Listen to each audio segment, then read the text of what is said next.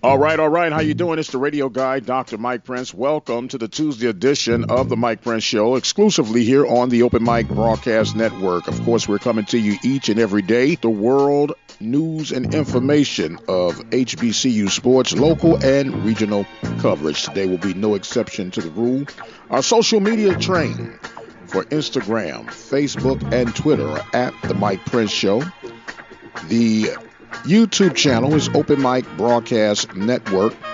Our website is obnradio.com. And of course, our 24-hour dial-in message center, 713-570-6736. So without any further delay, we'll jump right into today's episode.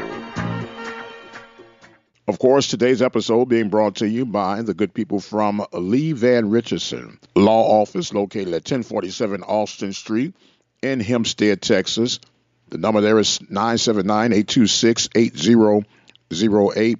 And the good people from JZE Building and Restoration. They're located in the Cypress, Texas area. They can be reached at 832-319-8477. Well, we had MLK Day, another celebration of the great work that Dr. Martin Luther King Jr. was recognized for and the impact that he has had and still has on the development of our great country even to this day. A lot of SWAC basketball that took place on yesterday. And with that, we'll quickly get our SWAC sports update from Brother Terry Coleman, followed by the basketball recaps from Sean LaBeouf. Panthers women's basketball team falling short in the nail-biter to Grambling 64-63. And the nightcap with the men taking care of business, hearing from Coach Byron Smith and his wrap-up. So we'll transition over to those two reports, and we'll come right back with the rest of our show. I'm Terry Coleman with your Open Mic Broadcast Network update. Black basketball, women's scores, Southern 74, Mississippi Valley 67. Also Pine Bluff 59, Alcorn State 57. Texas Southern 76, Jackson State 67. Grambling 64, Prairie View 63. Black men's scores, Southern 80, Mississippi Valley State 56. Alcorn State 74, Arkansas Pine Bluff 69. Texas Southern 75, Jackson State 65. Prairie View 83, Grambling 66. Again, I'm Terry Coleman with your Open Mic Broadcast Network update. This is Sean LaBeouf, assistant women's basketball coach at Prairie View A&M. Final score of our game today: Grambling 64, Prairie View 63. We had three young ladies in double figures. Taylor Dobbins led the way with 12 points, 3 rebounds. Tavia Ford, 11 points, 2 rebounds. Lanique Neely, 10 points and 4 rebounds. We're back in action next weekend. We go on the road. Games against Mississippi Valley and Arkansas Pine Bluff. Hello, PV Nation. Another big win for the Panthers tonight, 83-66 over Grambling State University, the defending SWAC regular season champions. Great team effort. Came out, really fired up. Great crowd on MLK Day. This great day in American history. So, again, we're 5-0. Moving forward, balanced scoring tonight. Gary Blackson 21 points, Dennis Jones 16, Devontae Patterson 13. Tyshawn Johnson 13. So had balanced scoring tonight. Out rebounding, I think, with +3 and 4 on the boards. Won the rebounding battle. Next up, we got road trip, Mississippi Valley and Arkansas Pine Bluff this Saturday, Monday. So appreciate the support. Hopefully we'll keep this thing going and we'll just finish this thing off in a positive way the first half of the conference. Go Panthers. The Panthers end up losing by the score of 64-63. Panthers now fall to 3-2 in conference play. They're behind Southern and Grambling. Both of those teams are standing in at 5-1. So it'll be a huge road trip for the Panthers to try and get things back on course. Mississippi Valley and Pine Bluff. On the flip side of things, we heard from Coach Byron Smith talking about another strong performance for the Panthers as they had 3 to end up in double figures. And that's always a good thing. It's always a good thing to have a balanced attack. These guys are gelling well. They're doing well. Since 2003, the Panthers have not seen a 5-0 start in conference play. Could this be the sign of some greater things to come? As we mentioned, for the women, as for the men, their next opponents will be Mississippi Valley and Arkansas Pine Bluff. Now, Valley, for whatever reason, continues to struggle under Coach Payne. And it's come to the point to where you're beginning to scratch your head, at least if you're a Mississippi Valley fan. Is it time to flip the page and head in a new direction as far as the men coach go? Valley plays tough, they play well, but they seem, for whatever reason, to come up short and can't quite hold on to a lead when they do find themselves out in front late in the games. And then, of course, we know that Pine Bluff is always going to be tough, especially at home. So the Panthers with a chance to really continue what has been a magical carpet ride on at least the first half of the regular season of conference play. They could possibly come back 7-0 as they get ready to close out the first half between Alabama A&M and Alabama State. Worst case scenario, they can come back 5-2, 6-1, or the desired goal of 7-0.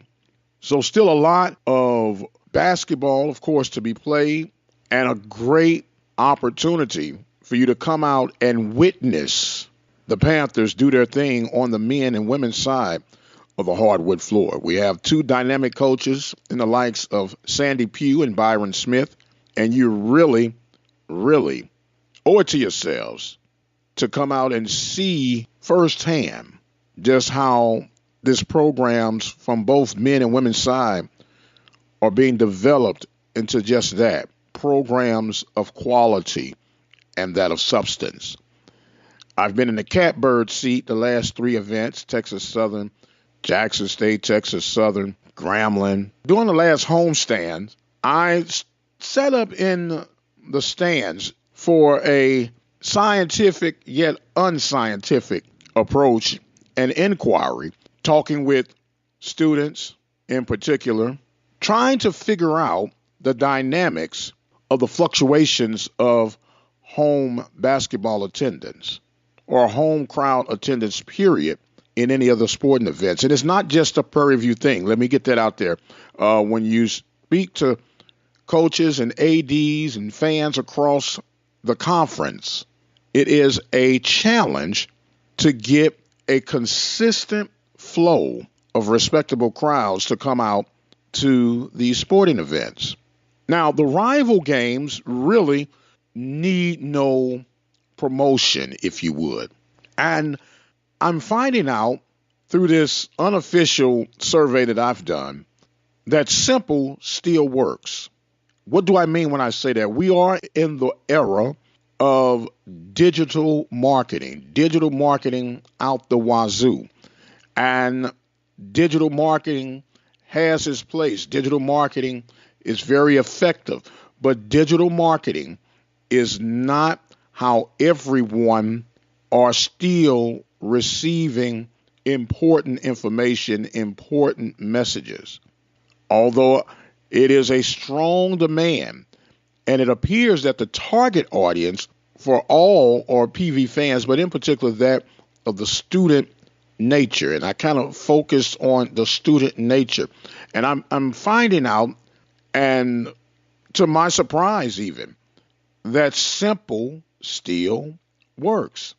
Most of the people, have to know your social media handle in order to follow you to get the updates. whether it's Twitter, Instagram, IG as they call it now, Snapchat, Facebook, even the website. All of those are very effective tools and have a place in our marketing approach. But there's a simple yet effective approach that would never get old, regardless of what comes next. And that is the simplicity of a flyer being handed out on campus. Now, I'm focusing with student-based activities. I was shocked, I was surprised that a lot of the students, for whatever reason, are not getting the message. I asked them some relatively simple questions. How do you hear about the games? How often do you come to the games? And how do you promote the games? And a lot of them said, A, they just happen to look out and see a crowd, so they go see what's going on. B, they don't even understand and know the handles for the athletic department on the social media platform. I know the Twitter, for example, has over 16,000 followers, but most of those followers are alumni, people away from the campuses.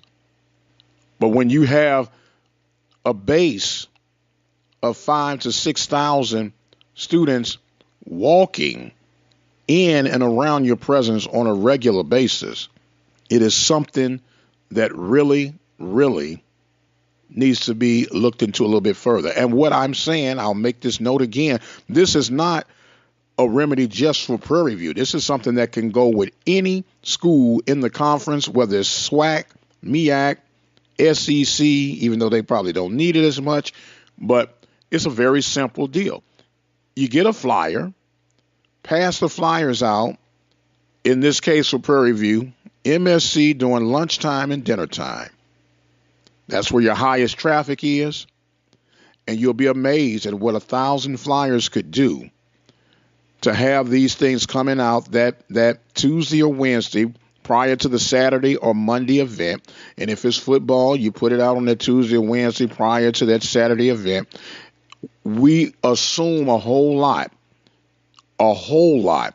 and people minds are just not focused on what you would think they're focused on, and they have to be reminded. And a simple old school flyer that you could still make 4 flyers on one sheet of paper.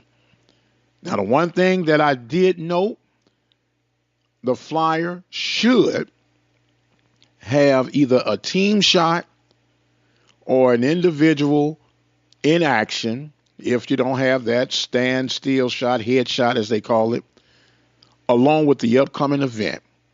And these are things that could be done well enough in advance. The only thing you might have a challenge with, and it'd be safer if you just went with a team photo and the scheduled opponent. You already know the dates.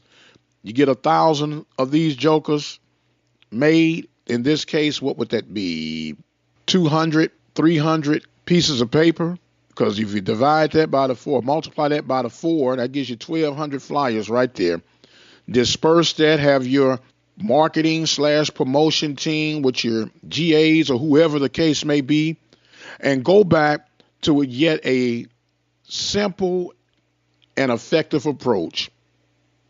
We call it guerrilla marketing these days, and you would be amazed. You have the dorms have been replaced with apartments. You can put those flyers the week of their game, just as a reminder, in the lobby, and even go with a little simple piece of tape and stick it to the doors as they enter in and out of their apartments. I know it sounds old school, but some things old school still have some mileage left in them. Simple, yet effective, and I think is even worth the try. And before we get out of here on today, we know and recognize that yesterday was the celebration of Martin Luther King. And I ran across a meme that was brilliant, a little bit harsh, but ultimately funny. It was a clip of Dr. Martin Luther King giving a speech, and someone voice overed King speaking as a Saints fan. Absolutely brilliant. It just goes to show that there are a lot of creative people out there, and everyone has a sense of worth and value.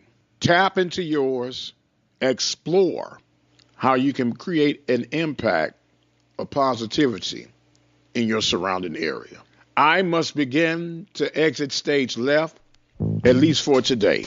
I want to continue to thank you guys for all the prayers as we get closer to the weekend and the celebration of my daughter's life. Again, thank you guys so much. Our social media handles for Instagram, Facebook, and Twitter are at The Mike Prince Show. The YouTube channel is Open Mic Broadcast Network. The website is obnradio.com, and our 24-hour dial-in message center, 713-570-6736. I must go, but until the next time, you guys be blessed, and we'll see you on the other side.